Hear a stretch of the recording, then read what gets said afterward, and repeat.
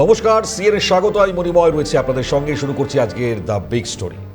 অহংকারের পতন, সিন্ডিকেট রাজ্যের অবসান।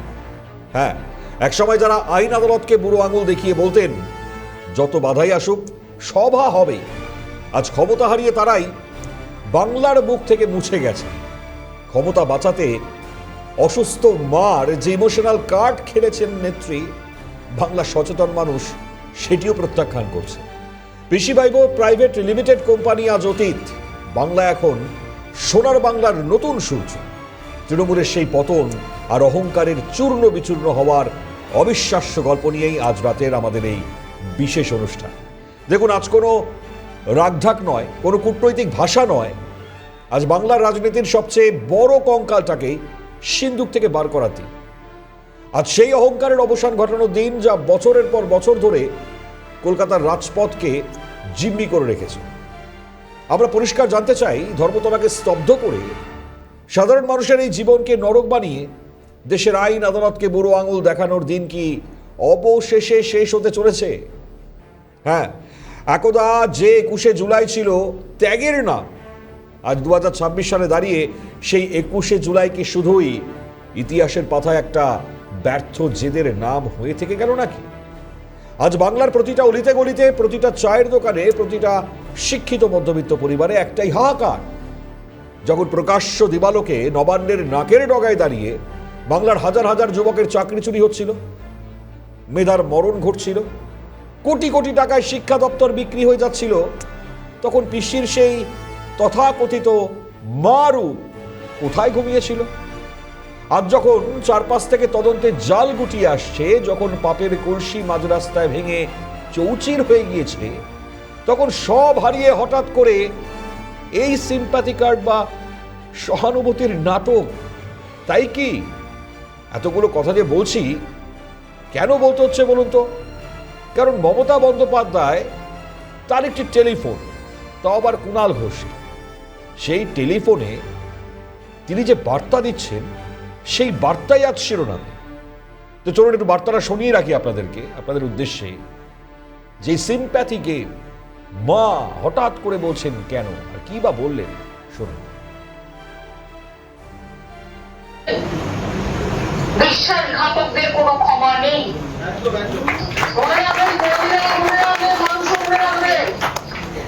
তারা আজকে নিজেদের বাঁচাতে পারবেন, কিন্তু আগামী দিন জনগণ তাদের কাছে কৈফিয়ত চাইবে, কর্মীরাও কৈফিয়ত চাইবে। আপনার মা চিরজীবন আপনাকে মানুষ করলো, আর আজকে মা যখন অসুস্থ, আপনি মায়ের দেখভাল করবেন না? যারা এখনো বলছি সুবুদ্ধি আছে, তারা ফিরে আসুন। আর যাদের উদ্দেশ্যে বার্তা দিচ্ছেন মা বলে সম্বোধন করে, আবারও তিনি বোঝাবার চেষ্টা করছেন মা মাটি মানুষ। সেই তৃণমূল সরকারের আজ সেই তৃণমূল, তার কি অবস্থা?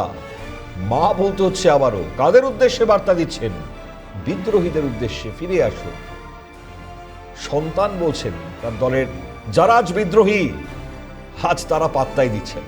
দেখুন, বাংলার সহানুভূতি সস্তা ভিক্ষে যে চায় না, তা হয়তো স্পষ্ট। বাংলা চায় তার আত্মসম্মান, বাংলা চায় তার চুরি যাওয়া অধিকার। একটু যদি সময়ের চাকা পেছনে ঘোরাই, তাহলে একটুখানি বলা যায় আপনাদেরকে। এই যেমন 1993 সালের 21শে জুলাই মহাকরণ অভিযানে ডাক দিয়েছিলেন তৎকালীন যুব কংগ্রেস নেত্রী মমতা বন্দ্যোপাধ্যায়। দাবি ছিল কি? সচিত্র ভোটার পরিচয়পত্র। রাইটার্স বিল্ডিং এর অভিমুখে যাওয়া সেই মিছিলে পুলিশের গুলিতে প্রাণ হারিয়েছিলেন 13 জন তরুণ কর্মী। পশ্চিমবঙ্গের ইতিহাসে সেটা ছিল একটা রক্তাক্ত অধ্যায়। তৃণমূল কংগ্রেসের জন্মলগ্নের মূল আবেগ, মূল জ্বালানি ছিল এই দিনটি। আমরা সেই দিনটির ঐতিহাসিক গুরুত্বকে অস্বীকার করছি না, শহীদদের প্রতি শ্রদ্ধাকেও খাটো করছি না। হাইকোর্টের একাধিক নির্দেশ রয়েছে, সুপ্রিম কোর্টের পর্যবেক্ষণ রয়েছে। জনজীবন স্তব্ধ করে, মানুষকে অবরুদ্ধ করে কোনো রাজনৈতিক শক্তি প্রদর্শন করা যাবে না। কিন্তু তৃণমূল জামানায় আইনের শাসন কোথায় ছিল? আইন তো ছিল শাসকের ঘরের দাসী। 21শে জুলাই এলেই শিয়ালদা স্টেশন থেকে শুরু করে ধর্মতলা পর্যন্ত একটা বিশাল এলাকা, যাকে সম্পূর্ণ অবরুদ্ধ করে দেওয়া হতো। ভাবুন, সেই সাধারণ মানুষের কথা, যে দিনমজুর ওই দিন কাজ না পেলে রাতে বাচ্চার মুখে অন্ন তুলে দিতে পারবে না, তার অধিকার কে কেড়ে নিত? যে মুমূর্ষ রোগী অ্যাম্বুলেন্সের ভেতরে অক্সিজেনের অভাবে ছটফট করছে, আর যার অ্যাম্বুলেন্সটি ধর্মতলার মোড়ে রাজনৈতিক স্লোগানের ভিড়ে আটকে গেছে, তার জীবনের দাম কে দিত? যে পরীক্ষার্থী তার জীবনের সবচেয়ে গুরুত্বপূর্ণ পরীক্ষাটি দিতে পারত না এই যানজটের কারণে, তার ভবিষ্যতের দায়িত্ব কে নিত? একে যদি আইনকে বুড়ো আঙুল দেখানো না বলা হয়, তবে কাকে বলা হবে? এই উদ্ধত্ত, এই অহংকার, ক্ষমতার অন্ধ আহ্লাদ ছাড়া আর তো কিছুই নয়। আর সেই কারণেই আজ বাংলার সাধারণ নাগরিক সমাজ তারা বলছেন, এই অহংকারের 21শে জুলাই আজ আর মানুষের মনে কোনো আবেগ তৈরি করে না। এটি আজ ইতিহাসের পাতায় এক ব্যর্থ জেদের নাম, এক স্বৈরাচারী সংস্কৃতির বার্ষিক মহড়া মাত্র। ওই পাল্লু ড্যান্স মনে পড়ে আপনাদের?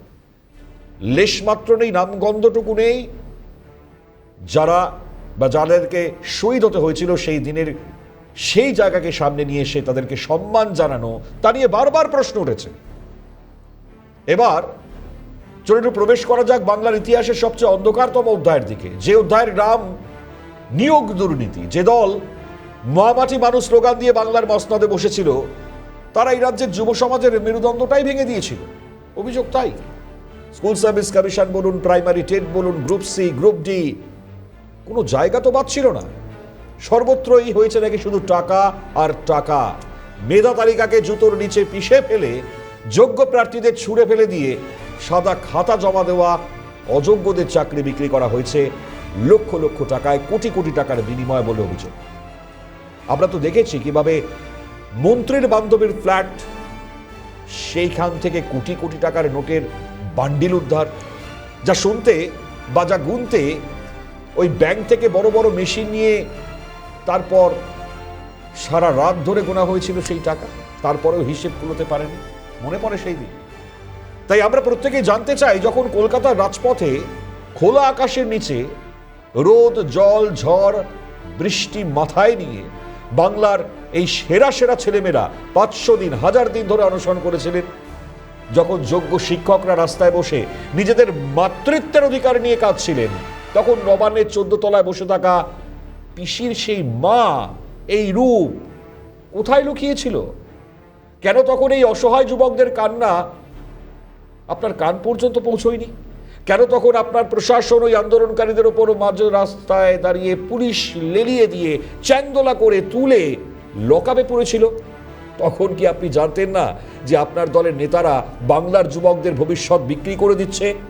নাকি আপনি জেনে শুনেই চোখ, কান, বিবেক বন্ধ করে রেখেছিলেন যাতে সিন্ডিকেটের টাকার ভাগ যথাস্থানে পৌঁছয়? চাকরি চুরি কোনো সাধারণ চুরি নয়, এটা একটা গোটা প্রজন্মের ভবিষ্যৎকে হত্যা করা। আর এই গণহত্যার সময় মমতা বন্দ্যোপাধ্যায়ের প্রশাসন নীরব দর্শকের ভূমিকা পালন করেছিল। আজ সেই যুবকদের অভিশাপ রাজপথে স্লোগান হয়ে ফিরেছে।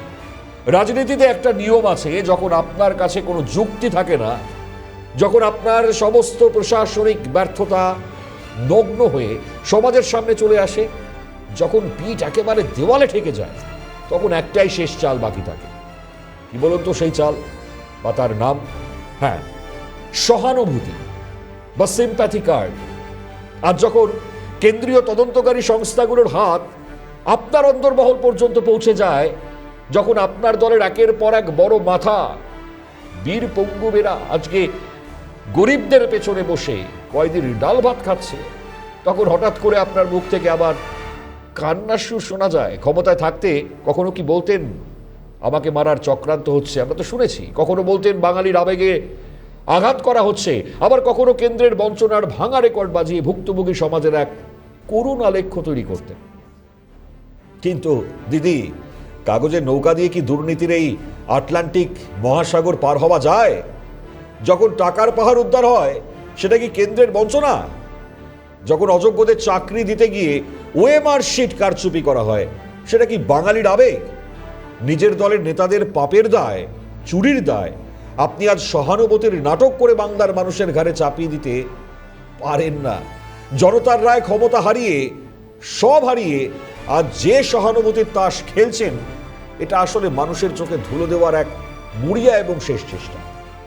কিন্তু বাংলা আজ আর এই ইমোশনাল ব্ল্যাকমেলের ফাঁদে পা দিতে রাজি নয়। হ্যাঁ, আজকে এতগুলো কথা বলবার পেছনে বেশ কিছু যুক্তি রয়েছে, দুটো ছবি তো দেখালাম।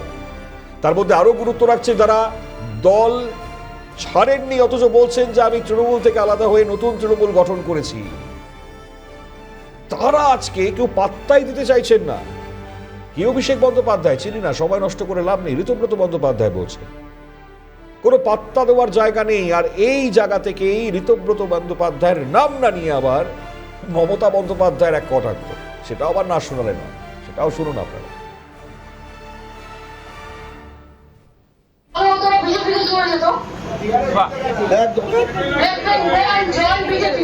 আমাদের কোনো প্রবলেম নেই, একটা সিপিএম এর নেতা সিপিএম একটা কাজ ভালো করেছিল, এটাকে তাড়িয়ে দিয়ে দল থেকে বহিষ্কৃত একজন নেতাকে শুধুমাত্র কেসের কি হবে, পরিবারের সম্পত্তি কি হবে, এই ভেবে যারা বেইমানি করলেন, বিশ্বাসঘাতকদের কোনো ক্ষমা নেই। বিশ্বাসঘাতকদের কোনো ক্ষমা নেই। বিজেপি স্পন্সর্ড সিপিএম এর নেতা ঋতব্রত বন্দ্যোপাধ্যায় নাম না করে মমতা বন্দ্যোপাধ্যায় বলছেন এই বার্তা দেওয়া তার পেছনে তার আসল উদ্দেশ্যই বাকি। আজ দাঁড়িয়ে যে জায়গায় গিয়েছে পরিস্থিতি, মমতা বন্দ্যোপাধ্যায়ের দলে যখন ঋতব্রত বন্দ্যোপাধ্যায় ছিলেন তখন কি তিনি জানতেন না?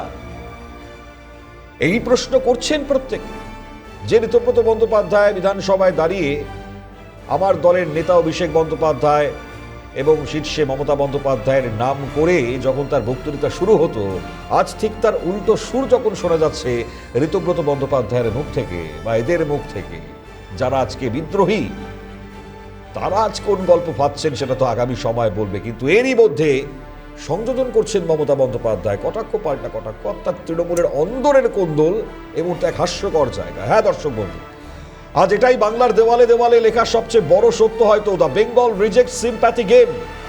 বাংলায় সহানুভূতির নোংলা খেলাকে সম্পূর্ণ প্রত্যাখ্যান করছে। মা বলে সম্বোধন করছিলেন মমতা বন্দ্যোপাধ্যায়। কেন প্রত্যাখ্যান করছেন বলুন তো? কারণ আজ বাংলা এসব শুনে শুনে ক্লান্ত, বাংলা আজ লজ্জিত। একদা যে বাংলাকে বলা হতো সংস্কৃতির পীঠস্থান, আজ সেই বাংলার নাম শুনলে গোটা দেশ বলে চোরের রাজ্য। এই লজ্জা বাংলার মানুষ আর কতদিন বহন করতেন বলুন তো? মানুষ তো দেখেছেন, একদিকে রাজ্যে কোনো বড় শিল্প আসছে না, কলকারখানা বন্ধ, যুবকেরা পরিযায়ী শ্রমিক হয়ে ভিন রাজ্যে গিয়ে কাজ করছেন, মারও খাচ্ছেন বলে বারবার আপনি অভিযোগ করেছিলেন। আর অন্যদিকে রাজ্যের ভেতরে ঘরের ছেলেরা নিজেদের অধিকারের জন্য রাস্তায় বসে মার খেয়েছে। এই অবস্থায় দাঁড়িয়ে 21শে জুলাইয়ের মঞ্চ থেকে আপনি ওই যতই গলা ফাটাতেন, আমরা তো শুনতাম সেই সময়, যতই নিজেকে নির্দোষ প্রমাণ করবার জন্য বিভিন্ন গল্প বানাতেন, সেই সহানুভূতির গল্প যতই ফাদুন না কেন, বাংলার মানুষ আজ আর তা কেন শুনবে বলুন তো? মানুষ তো আজ হিসেব চাইছে। 21শে জুলাইয়ের ওই বিশাল প্যান্ডেল, যা বানানোর টাকা, সেই টাকা আসছিল কোথা থেকে, তার হিসেব চাইছে। ওই চুরির যাওয়া প্রতিটা চাকরি, তার হিসেব চাইছে। মেধার যে অবমাননা হয়েছে তার বিচার চাইছে। সবাই তো বড় নিষ্ঠুর, ইতিহাস তো কাউকে ক্ষমা করে না। ঠিক এই 21শে জুলাইয়ের মঞ্চ থেকে পরিবর্তনের ডাক দেওয়া হয়েছিল। আজ এই 21শে জুলাইয়ের কি অবস্থা জানেন আপনারা? 5টা লোক যদি থাকে তাহলে সেই 5টা লোক নিয়ে নাকি 21শে জুলাই করবো বলছেন মমতা বন্দ্যোপাধ্যায়। ভাবুন তৃণমূল কংগ্রেসের বাকিদের কি অবস্থা আজকে। আজকে তিনি যে কথা বলছেন 21শে জুলাই পালন করবেন বলে, মানে কংগ্রেস বারবার অভিযোগ করেন, যদিও সেই সময় প্রাক্তন তৃণমূল নেত্রী মমতা বন্দ্যোপাধ্যায় আজ তার অবস্থান সম্পর্কে, অর্থাৎ যিনি মুখ্যমন্ত্রীর ভূমিকা পালন করেছিলেন প্রাক্তন হয়ে আজ তৃণমূল নেত্রী হিসেবে রয়ে গিয়েছেন, সেই তৃণমূল নেত্রী আজ যে উষ্মা প্রকাশ করে বলছেন 5 জন থাকলেও সেই 5 জনকে নিয়ে পালন করব, সেই অবস্থানটা তাদের কি, সেটাও টেলিফোন এসেছিল, বার্তা শুনিয়েছেন কুণাল ঘোষ। শুনুন। অনেক কমপ্লেন আমাদের কাছে আসছে, একটা মিটিং করতে পারমিশন দেওয়া হচ্ছে না, একটা মিছিল করতে পারমিশন দেওয়া হচ্ছে না। আমি ডিটেলস আমরা 21শে জুলাই আশা করি পারমিশন পাবো। আমরা প্রথম বছর একটাই প্রোগ্রাম তৃণমূলের, এবং সেই প্রোগ্রাম জনের দিনে অনেক কষ্ট করে আমাদের করতে হবে, কিন্তু 5 জন কর্মী থাকলেও আমাদের সেই মিটিংয়ে থাকবে পয়সা নেবে এবং দামোদরায়। কংগ্রেস বারবার অভিযোগ করে তাদের এই 21শে জুলাই যাকে হাইজ্যাক করে তৃণমূল কংগ্রেস নিজেদের একটা পলিটিক্যাল আখড়া ছাড়া আর কিছুই বানায়নি। শহীদদের প্রতি শ্রদ্ধা তো ছেড়েই দিন, পাগলু ড্যান্স ছাড়া আর হয়তো কিছুই হতো না। আর হতো কি রাজনৈতিক কথা চালাচালি, বিরোধীদের উদ্দেশ্যে তরতাজা টাটকা এমন ভাষণ যা দলের কর্মীদেরকে চাঙ্গা বা উদ্বুদ্ধ করতে এই 21শে জুলাইয়ের মঞ্চকে বাছা হতো। আস্ফালন দেখাতেন কত কর্মী সমর্থক আমাদের দেখুন একবার পশ্চিমবাংলার বিভিন্ন প্রান্ত থেকে জড়ো হচ্ছে সেই ছবি দেখুন। এই দুর্নীতি, এই তোলাবাজির যে অভিযোগ, এই দুর্নীতিবাজদের আড়াল করবার একটা সুরক্ষিত কি বাংকার তৈরি করেছিলেন 21শে জুলাইয়ের মঞ্চকে মমতা বন্দ্যোপাধ্যায়? এই প্রশ্নের জায়গা তো আসবেই, কিন্তু মনে রাখতে হবে এভাবে জিম্মি করে হয়তো শহর স্তব্ধ করা যায়, কিন্তু মানুষের ভেতরের জ্বলতে থাকা ক্ষোভের আগুনকে স্তব্ধ করা যায় না, যা হয়ে দাঁড়ায় ভোটের ফলাফল। ফেরা বিরতির পর আপনারা দেখছেন দ্য বিগ স্টোরি।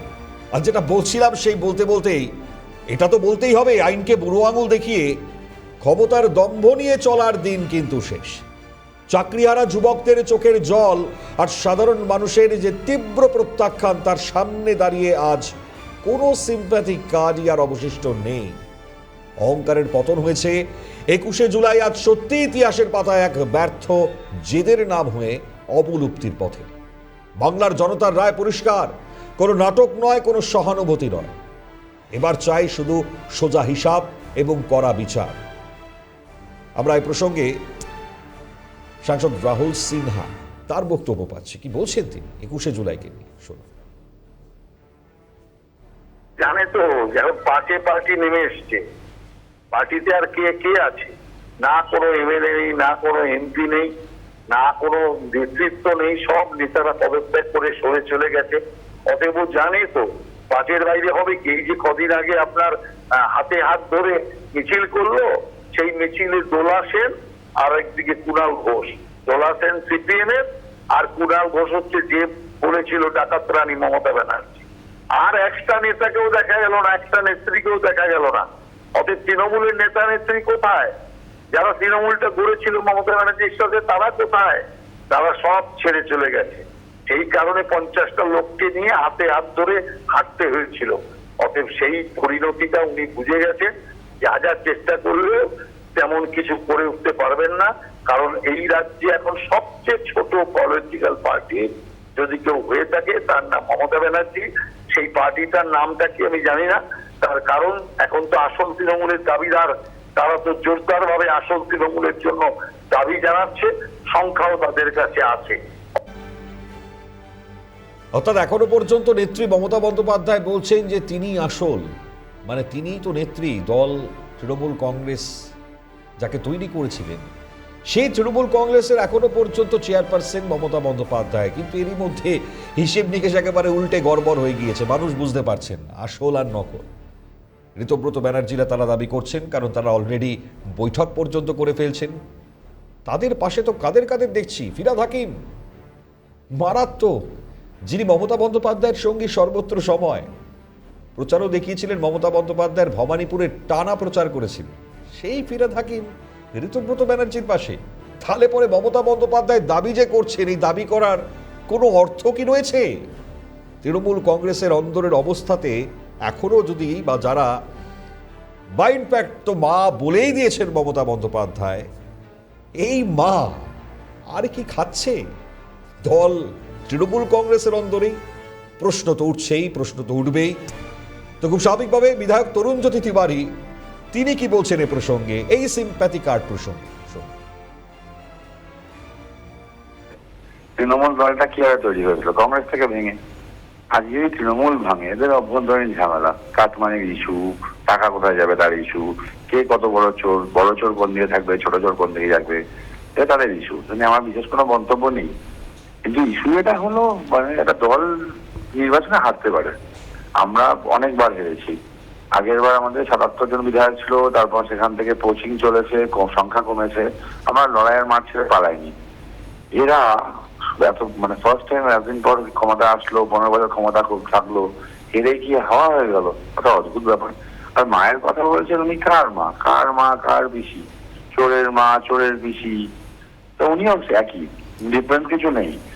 যে সব্যসাচী নন, সেই সব্যসাচী সে বিখ্যাত মনে আছে, বাবু আমি গাঁজা খাই না সেজে দিই, তো ব্যাপারটা এখানে এরকম না। She is directly involve.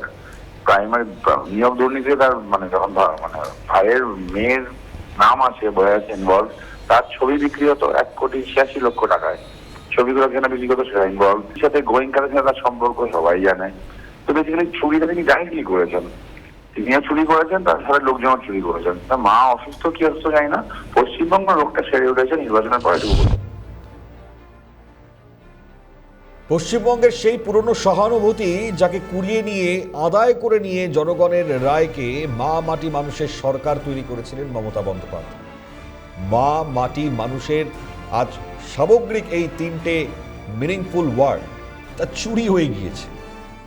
এখন দলের অন্দরেই তৃণমূল কংগ্রেস, সেই তৃণমূল কংগ্রেসের দলের ভেতরের যারা বিদ্রোহীরা তারাই এখন বলেই বেড়াচ্ছেন যে তারা আসল তৃণমূল। তো খুব স্বাভাবিকভাবে এখন মা তিনি বলবার পরেও সেই প্রথম যখন সহানুভূতি কুড়িয়েছিলেন আবারও চাইছেন সহানুভূতি আদায় করবার জন্য মা কথাটাকে এবার ইউজ করে বা এই শব্দের চয়নকে সামনে নিয়ে এসে যে তাস খেলতে চাইছেন, যে কার্ড খেলতে চাইছেন, তা বাস্তবিক অর্থে সাধারণ মানুষ তো ছেড়ে দিন, দলের অন্দরেই বিষোদ্গার করে মানে নাম না নিয়ে এসে যিনি এই মুহূর্তে ঋতব্রত বন্দ্যোপাধ্যায় তিনি প্রধান, আর তাকে কেন্দ্র করে যে দলটা তৈরি হয়ে গিয়েছে কালীঘাটের দল নয়, বিদ্রোহীদের তৃণমূল কংগ্রেস। আর এই বিদ্রোহীদের তৃণমূল কংগ্রেসে এখন তাকেই কটাক্ষ করে যে বক্তব্য নিয়ে আসছেন এবং মা হিসেবে তার ব্যাখ্যাকে নিয়ে এসে আবারও ভাবছেন যে সহানুভূতি কুড়িয়ে ফেলবেন। বাস্তবিক অর্থে সহানুভূতিতে চিরে তো আর ভিজছে না, অ্যাটলিস্ট যারা বিদ্রোহী তারাই হিসেব নিকেশ কষে বুঝিয়ে দিচ্ছে।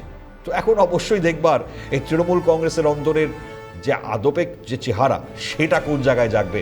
আগামী সময় তার সোজা হিসেব বা কড়া বিচার সেটা মানুষের দ্বারাই হয়তো তৈরি হবে। তো আজকাল সময় নেই, শেষ করতে হবে আজকের দ্য বিগ স্টোরি। আজ এ পর্যন্তই। ভালো থাকবেন, সাবধানে থাকবেন, নমস্কার।